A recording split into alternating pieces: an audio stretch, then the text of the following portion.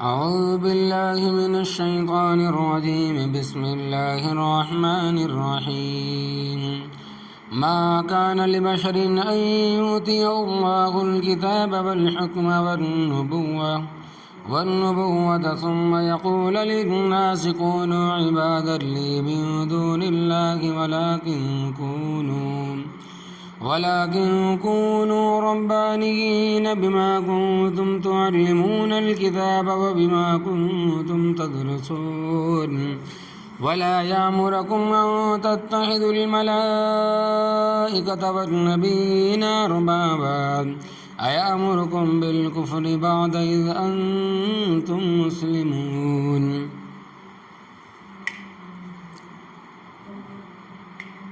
لفظی ترجمہ،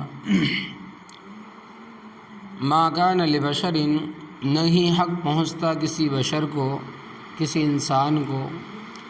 ان یؤتیہ اللہ الکتاب، اس کے بعد کہ اللہ تبارک و تعالیٰ نے اس کو کتاب دی ہو، والحکم اور حکم دیا ہو، والنبوہ اور نبوت دی ہو، ثم یقول للناس، پھر کہے لوگوں کو، کونوا عبادا لی، ہو جاؤ تم میرے بندے، من دون اللہ، اللہ تبارک و تعالیٰ سے ورے یعنی کہ دور دور، ولیکن کونوا ربانیین، اور لیکن وہ یہ کہے گا کہ ہو جاؤ تم رب والے، بما کنتم تعلمون الکتاب، اس واسطے کہ تم تعلیم دیتے ہو کتاب کی، وبما کنتم تدرسون، اور اس واسطے کہ تم پڑھتے ہو کتاب کو، ولا یأمرکم، اور وہ تم کو حکم نہیں دے گا،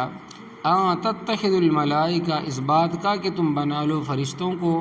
والنبیین اربابا، اور اللہ تبارک و تعالیٰ کے پیغمبروں کو رب، ایامرکم بالکفر، کیا وہ تمہیں حکم کرے گا کفر کا، بعد اذ انتم مسلمون، بعد اس کے کہ تم مسلمان ہو چکے ہو۔ کافی تفصیل کے ساتھ یہ بات پہلے بیان ہو چکی ہے کہ سن 8 ہجری میں جب مکہ مکرمہ فتح ہو گیا اور سارا عرب اسلام کے جھنڈے کے نیچے آ گیا، اور نجران بھی عرب کا علاقہ تھا اور وہاں عیسائیوں کی کثرت تھی، تو انہوں نے سوچا کہ ہم الگ تھلگ نہیں رہ سکتے، اور اگر مقابلہ کرتے ہیں تو مشکل بات ہے، لہذا بہتر ہے کہ ان کی حکومت کو تسلیم کر لو۔ تو اس مقصد کے لیے سن 9 ہجری میں نجران کے عیسائیوں کا ایک وفد جو 60 آدمیوں پر مشتمل تھا، نبی کریم صلی اللہ علیہ وسلم کے پاس آیا، اور انہوں نے الگ الگ رہنا پسند نہ کیا، اکٹھے رہنے کو ترجیح دی، جس کی وجہ سے انہیں مسجد نبوی میں ٹھہرایا گیا۔ ان کے آنے کا اصل مقصد تو یہ تھا کہ ہم تمہاری رعیت بننے کے لیے آئے ہیں، مگر پڑھے لکھے لوگ تھے، علم گفتگو بھی ہوئی جس کا ذکر پہلے ہوا ہے۔ اس گفتگو میں انہوں نے یہ بھی کہا کہ حضرت عیسیٰ علیہ السلام نے ہمارے بڑوں کو کہا تھا کہ مجھے رب سمجھنا، اس واسطے ہم عیسیٰ علیہ السلام کے بندے ہیں اور ہمارے وہ رب ہیں۔ یہاں اللہ تبارک و تعالیٰ نے اس کا رد فرمایا ہے، فرمایا کہ ما کان لبشر ان یؤتیہ اللہ الکتاب والحکم والنبوہ، نہیں حق پہنچتا کسی بشر کو اس کے بعد یہ کہ اللہ تبارک و تعالیٰ نے اس کو کتاب دی ہو اور حکم دیا ہو اور نبوت دی ہو۔ اب قیود کے بعد پیغمبروں کے علاوہ دوسرے بشر خارج ہو گئے، کیونکہ دوسروں پر نہ تو کتابیں نازل ہوئی، نہ ان کو اللہ تبارک و تعالیٰ نے نبوت عطا فرمائی ہے، نہ ان پر وحی نازل ہوئی ہے۔ اس میں صرف اور صرف پیغمبر آتے ہیں، جو بشر پیغمبر ہے اس کو حق نہیں پہنچتا کہ یہ چیزیں ملنے کے بعد ثم یقول للناس کونوا عبادا لی من دون اللہ، پھر وہ کہے کہ لوگوں کو ہو جاؤ تم میرے بندے، اللہ تبارک و تعالیٰ کے سوا یہ تو پیغمبر کا حق ہی نہیں ہے، اور یہ اس کی شان کے لائق بھی نہیں ہے، یہ تمہاری خانہ سازی باتیں ہیں۔ حضرت عیسیٰ علیہ السلام نے ہرگز یہ نہیں فرمایا کہ تم میرے بندے بن جاؤ، نہ حضرت داؤد علیہ السلام نے فرمایا، نہ حضرت موسیٰ علیہ السلام نے، اور نہ ہی کسی اور پیغمبر نے فرمایا۔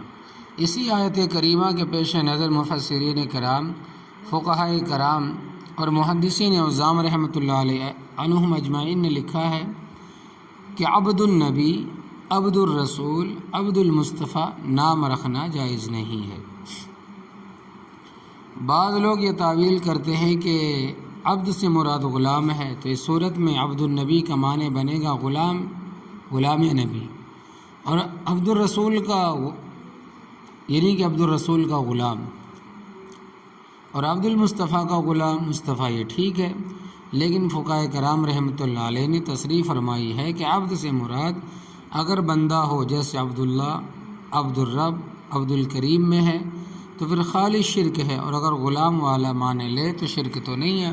مگر مکروہ تو ہے، کیونکہ لفظ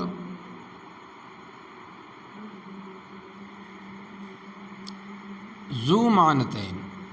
اور ایسا لفظ بولنا جس کا ایک معنی ایسا نکلتا ہو، یعنی کہ شک والا لفظ جس سے لوگ غلط فائدہ اٹھائیں، تو وہ بولنا صحیح نہیں ہے۔ اور یہ بات تم سن چکے ہو کہ صحابہ کرام رضی اللہ تعالیٰ عنہم اجمعین نبی کریم صلی اللہ علیہ وسلم کے سامنے رائنا کے لفظ بولتے تھے، جس کے معنی ہے ہماری رعایت فرمائیں۔ لفظ بھی صحیح تھا اور کہنے والوں کی نیت بھی درست تھی، لیکن یہودی کو زبان دبا کر رائنا بولتے تھے، جس کا معنی متکبر، چرواہا اور جاہل بنتا ہے، العیاذ باللہ تعالی۔ تو اللہ تبارک و تعالی نے صحابہ کرام رضی اللہ تعالیٰ عنہ اجمعین کو اس کے لفظ بولنے سے منع فرما دیا، کیونکہ یہودی اس سے غلط فائدہ اٹھاتے تھے۔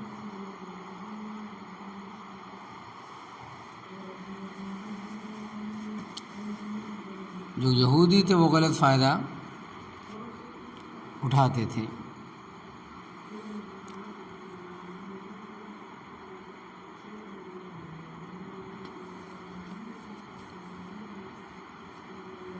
فرمایا لہذا ایسا لفظ جس کا مفہوم شریعت کے خلاف نکل سکتا ہو اور لوگ اس غلط فائدہ اٹھائیں، اس سے غلط فائدہ اٹھائے، تو اس کا استعمال جائز نہیں۔ اسی طرح حضرت مولانا محمد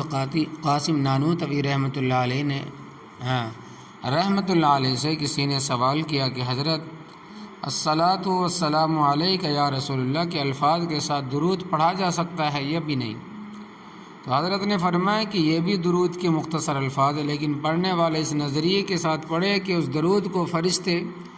حضرت صلی اللہ علیہ وسلم کے پاس پہنچا دے، اور اگر حضرت صلی اللہ علیہ وسلم کو حاضر ناظر سمجھ کر پڑھے گا تو کفر اور شرک ہوگا۔ اور اب چونکہ لوگوں کے ذہن خراب ہیں اور وہ الصلاۃ والسلام علیک یا رسول اللہ سے یہ سمجھتے ہیں کہ نبی کریم صلی اللہ علیہ وسلم حاضر اور ناظر ہیں، یعنی کہ ہر جگہ موجود ہے، اس واسطے عام آدمی یہ الفاظ کہنے اور بولنے سے بچے تاکہ باطل کی تائید نہ ہو، ورنہ فی نفسہ یا رسول اللہ کہنا اور محض پیار اور محبت میں کہنا جائز اور صحیح ہے۔ اس کو تم اس طرح سمجھو کہ کوئی آدمی راستے پر چلتے چلتے گر پڑے اور کہے کہ ہائے او میری اماں، یا ہائے او میری بیبے۔ اب ماش اور بیبے وہاں موجود تو نہیں مگر محبت ہوتی ہے، اس واسطے بے ساختہ زبان پر ان کا نام آتا ہے۔ اسی طرح اگر آپ صلی اللہ علیہ وسلم کو حاضر ناظر نہ سمجھیں اور آپ صلی اللہ علیہ وسلم سے مدد مانگنے کا نظریہ نہ ہو تو یا رسول اللہ کہنا صحیح ہے، لیکن عوام چونکہ غلط فائدہ اٹھاتے ہیں اور وہ ان الفاظ سے آپ صلی اللہ علیہ وسلم کو حاضر اور ناظر سمجھتے ہیں اور آپ سے مدد مانگتے ہیں، اس واسطے یہ لفظ نہیں بولنے چاہیے۔ اور جتنے بھی مہم الفاظ ہیں ان کا بھی یہی حکم ہے۔ مثلا ایک شخص یا علی مشکل کشا کہتا ہے اور اس کا علی سے مراد رب کی ذات ہے، کیونکہ اللہ تبارک و تعالیٰ کا نام بھی علی ہے۔ وہو العلی العظیم، تو یہ کہنا فی نفس ہی صحیح ہے، مگر عوام یہ جملہ اس وقت تک نہ بولے جب تک کہ اس کو سمجھانا دے کہ بھائی علی اللہ تبارک و تعالیٰ کا نام بھی ہے، اور میں جو کہتا ہوں یا علی مشکل کشا تو اس سے میری مراد رب تعالیٰ کی ذات ہے۔ اور اگر یہ تشریح نہیں کرے گا تو لوگ سمجھیں گے کہ حضرت علی رضی اللہ تعالیٰ عنہ سے مدد مانگ رہا ہے، جو کہ عوام کا ذہن بنا ہوا ہے۔ یہاں ایک بات سمجھ لے کہ حضرت علی رضی اللہ تعالیٰ عنہ کے نام کے ساتھ مشکل کشا کا لفظ کتابوں میں آتا ہے، لیکن اس کا مطلب یہ نہیں ہے کہ جو لوگوں نے سمجھا ہوا ہے، بلکہ حضرت علی رضی اللہ تعالیٰ عنہ کو مشکل کشا اس واسطے کہا جاتا ہے کہ وہ مشکل سے مشکل مسئلہ حل فرما دیتے تھے، کیونکہ اللہ تبارک و تعالیٰ نے حضرت علی رضی اللہ تعالیٰ عنہ کو بڑی سمجھ عطا فرمائی تھی۔ ایک موقع پر ایک مسئلہ پیش آیا تو حضرت عمر رضی اللہ تعالیٰ عنہ نے فرمایا کہ یا ابا حسن، مشکل مسئلہ پیش آیا ہے اور ابو الحسن علی موجود نہیں ہے۔ صحابہ کرام رضی اللہ تعالیٰ عنہ اجمعین حضرت علی رضی اللہ تعالیٰ عنہ کا لقب تھا کہ حلال المحاقل، مشکل مسائل کی گرہ کھولنے والا۔ بعض بزرگان دین کے شجروں میں جو یہ لفظ آتے ہیں کہ پروردگار عالم مشکل کشا کے واسطے، چنانچہ حضرت مولانا حسین احمد مدنی صاحب رحمۃ اللہ علیہ کے شجرے میں بھی یہ لفظ ہے کہ اے پروردگار یہ میرا کام کر علی مشکل کشا کے واسطے، تو اسے یہی مراد ہے کہ مشکل مسائل کی گرہ کھولنے والا یہ مراد نہیں ہے کہ حضرت علی رضی اللہ تعالیٰ عنہ مافوق الاسباب لوگوں کی مشکلیں حل کرنے والے ہیں۔ چنانچہ کسی ناسمجھ نے حضرت مدنی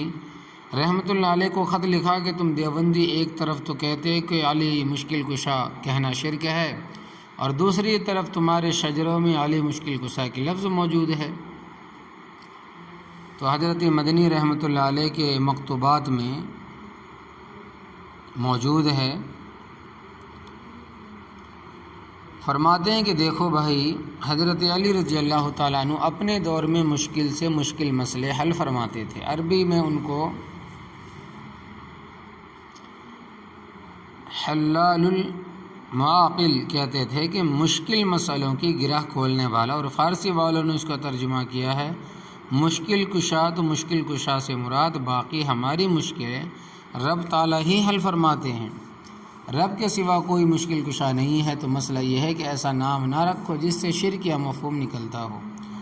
ناموں میں بہتر نام وہ ہے جن میں رب تعالیٰ کی طرف نسبت ہو، جیسے عبداللہ عبد الرب ہے، کیونکہ حدیث پاک میں آتا ہے کہ سب سے اچھے نام وہ ہے جن کی نسبت اللہ تبارک و تعالیٰ کی طرف ہو، جیسے عبداللہ، عبد الرحمن، عبد الرحیم، عبد الجلیل، عبد الکریم، عبد الرب، عبد المومن، عبد المہیمن، عبد المنعم، عبد المحسن، عبد المقیب، عبد المبین، عبد المتین۔ دوسرے نمبر پر وہ نام ہے جن میں نبی کریم صلی اللہ علیہ وسلم کا نام آئے، جیسے محمد قاسم، حسین احمد، غلام احمد۔ پھر وہ ہیں جن میں دوسرے پیغمبروں کے نام آئے، جیسے محمد ابراہیم، محمد اسماعیل، محمد داؤد، محمد اسحاق، محمد زکریہ، محمد یحییٰ۔ پھر وہ نام ہے جو صحابہ کرام رضی اللہ تعالیٰ عنہم اجمعین کے نام ہیں، جیسے ابو بکر، عمر، عثمان، علی رضی اللہ تعالیٰ عنہ۔ تو ان ناموں کو نبی کریم صلی اللہ علیہ وسلم نے سنا اور اجازت بھی دی کہ صحیح ہے۔ اگر کسی صحابی کے نام غلط ہوتا تو نبی کریم صلی اللہ علیہ وسلم بدل دیتے تھے۔ دیہات سے ایک موٹا تازہ شخص نبی کریم صلی اللہ علیہ وسلم کے پاس آیا اور اس کے ساتھ ایک کتا بھی تھا۔ حضرت صلی اللہ علیہ وسلم نے اسے فرمایا کہ بھائی تیرا نام کیا ہے؟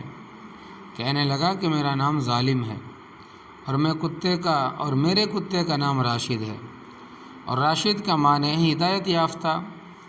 تو آپ صلی اللہ علیہ وسلم نے فرمایا کہ تو بندہ ہو کے بھی ظالم ہے اور کتا ہو کے بھی راشد ہے۔ فرمایا کہ میں نے نام بدلنا ہے، آج کے بعد تیرے کتے کا نام ظالم اور تیرا نام راشد ہے۔ اپنے علاقے میں جا کر لوگوں کو بتا دینا۔ منیب الطبع اور سلیم الطبع شخص تھا، کوئی قیل و قال نہیں کی، کہنے لگا کہ حضرت ٹھیک ہے، اور اگر آڑنا چاہتا تو کہہ سکتا تھا کہ حضرت میرا کوئی اور نام رکھ دو، تا کتے کا نام تو میرا نام رکھو۔ اور بعض اڑ بھی جاتے تھے کہ جیسے رئیس الطائبین حضرت سعید بن المسیب رحمۃ اللہ علیہ کے دادا حضرت حسن رضی اللہ تعالیٰ عنہ، حضرت سعید مشہور تابعی ہے، ان کے باپ مسیب رضی اللہ تعالیٰ عنہ صحابی ہے، اور دادا حسن رضی اللہ تعالیٰ عنہ بھی صحابی ہے۔ یہ جب نبی کریم صلی اللہ علیہ وسلم کے پاس آئے تو آپ صلی اللہ علیہ وسلم نے فرمایا کہ تمہارا نام کیا ہے، اور آپ صلی اللہ علیہ وسلم عموماً نام دریافت فرماتے تھے۔ انہوں نے بتایا کہ میرا نام حسن ہے، اور حسن کے معنی ہیں خردرا۔ آپ صلی اللہ علیہ وسلم نے فرمایا کہ نام اچھا نہیں ہے، اگر تو چاہے تو میں تیرا نام سہیل رکھ دوں۔ سہیل کے معنی ہے نرم۔ حضرت حسن رضی اللہ تعالیٰ نے کہا کہ حضرت اس میں شرعی طور پر کوئی گناہ تو نہیں ہے؟ آپ صلی اللہ علیہ وسلم نے فرمایا کہ نہیں، گناہ تو نہیں ہے۔ کہنے لگے یہ نام میرے باپ دادا نے رکھا ہے، لہٰذا میں حسن ہی ٹھیک ہوں۔ حضرت سعید رحمۃ اللہ علیہ ابن مسیب فرماتے ہیں کہ قدرتی طور پر وہ دادا والی سختی ہم میں بھی ہے، کاش کہ ہمارا دادا اس وقت مان لیتا اور اس کا نام سہیل ہو جاتا، اور ہم میں بھی نرمی ہوتی تو ناموں میں اثر ہوتا ہے۔ لہذا محمل اور اجنبی نام نہیں رکھنا چاہیے۔ عورتیں کئی محمل قسم کے نام لے آتی ہیں اور پوچھتی ہیں کہ اس کے کیا معنی ہیں، تو ساری لغتیں تو یاد نہیں ہوتی، جس زبان کا لفظ ہے اس لغت میں دیکھ لو کیا معنی ہے۔ اور عورتوں کے ناموں میں وہ نام اچھے جو صحابیات کے ہیں، اور نبی کریم صلی اللہ علیہ وسلم کی صاحبزادیوں کے نام ہے، اور ایسے ناموں سے گریز کرنا چاہیے جن کے شرکیہ معنی بنتے ہیں، تاکہ لوگ غلط فہمی کا شکار نہ ہو۔ تو کسی پیغمبر نے یہ سبق نہیں دیا کہ تم میرے بندے بن جاؤ، بلکہ وہ تو یہ تعلیم دیتے تھے وَلَٰكِن كُونُوا رَبَّانِيِّينَ، اور لیکن وہ یہ کہے گا کہ ہو جاؤ تم رب والے، بِمَا كُنتُمْ تُعَلِّمُونَ الْكِتَابَ، اس واسطے کہ تم تعلیم دیتے ہو کتاب کی، وَبِمَا كُنتُمْ تَدْرُسُونَ، اور اس واسطے کہ تم پڑھتے ہو کتاب کو۔ خطاب تو عیسائیوں کو ہے، اور وہ کتاب پڑھتے بھی تھے اور اس کی تعلیم بھی دیتے تھے، مگر وہ بات جس سے ان پر زد پڑتی تھی ان کو چھوڑ دیتے تھے۔ وَلَا يَأْمُرُكُمْ أَن تَتَّخِذُوا الْمَلَائِكَةَ وَالنَّبِيِّينَ أَرْبَابًا، اور وہ تم کو حکم نہیں دے گا اس بات کا کہ تم بنا لو فرشتوں کو اور اللہ تبارک و تعالیٰ کے پیغمبروں کو رب۔ یہودیوں نے حضرت عزیر علیہ السلام کو رب بنایا، اور عیسائیوں نے حضرت عیسیٰ علیہ السلام کو رب بنایا، اور صابئیوں نے فرشتوں کو اللہ تبارک و تعالیٰ کی بیٹیاں بنایا، پھر ان کی پوجا شروع کر دی۔ اور آج کل بعض جاہل قسم میں لوگ تعویذات پر لکھتے ہیں یا جبرائیل یا میکائیل یا اسرافیل یا عزرائیل علیہ السلام وغیرہ، بالکل ناجائز ہے۔ اس واسطے کے کام تو سارے رب کرتا ہے، فرشتوں کے بس میں تو کچھ بھی نہیں، ان کو پکارنے کا کیا فائدہ؟ وہ تو رب تعالیٰ کے حکم کے پابند ہیں۔ حضرت ابراہیم علیہ السلام کو لوگ جب آگ میں بھٹے میں ڈالنے لگے، آگ کے بھٹے میں، آگ کے انگار میں ڈالنے لگے، تو حضرت جبرائیل علیہ السلام آئے اور کہنے لگے کہ میرے لائق کوئی خدمت ہو تو بتائیں۔ حضرت ابراہیم علیہ السلام نے فرمایا کہ حسبی اللہ، مجھے میرے لیے میرا اللہ کافی ہے، اور دیکھ رہا ہے مجھے تیری ضرورت نہیں ہے۔ ایامرکم بالکفر بعد اذ انتم مسلمون، کیا وہ تمہیں حکم کرے گا کفر کا بعد اس کے کہ تم مسلمان ہو چکے ہو؟ اللہ تبارک و تعالیٰ کا پیغمبر اسلام سکھانے کے لیے آتا ہے، اللہ تبارک و تعالیٰ کا پیغمبر اسلام سکھانے کے لیے آتا ہے یا کفر سکھانے کے لیے آتا ہے؟ کیا وہ تمہیں یہ تعلیم دیتا ہے کہ تم عبد المسیح علیہ السلام، عبد موسیٰ علیہ السلام، عبد داؤد علیہ السلام، عبد الرسول، عبد المصطفیٰ بن جاؤ؟ یہ تو کفر کی بات ہے۔ پیغمبر یہ تعلیم نہیں دیتے، وہ تو تعلیم دیتے ہیں اللہ تبارک و تعالیٰ کے بندے بنو، اور نام بھی وہ رکھو جن میں اللہ تبارک و تعالیٰ کی نسبت ہو، اس میں نبی کا نام آئے، صحابہ کرام کا نام آئے، عورتیں بھی صحابیات رضی اللہ تعالیٰ عنہ کے ناموں والے بھی نام رکھیں، ناموں کا اثر ہوتا ہے۔ ابھی تم بخاری شریف کی حدیث سن چکے ہو، تو اللہ تبارک و تعالیٰ ہمیں توفیق عطا فرمائے، آمین یا رب العالمین۔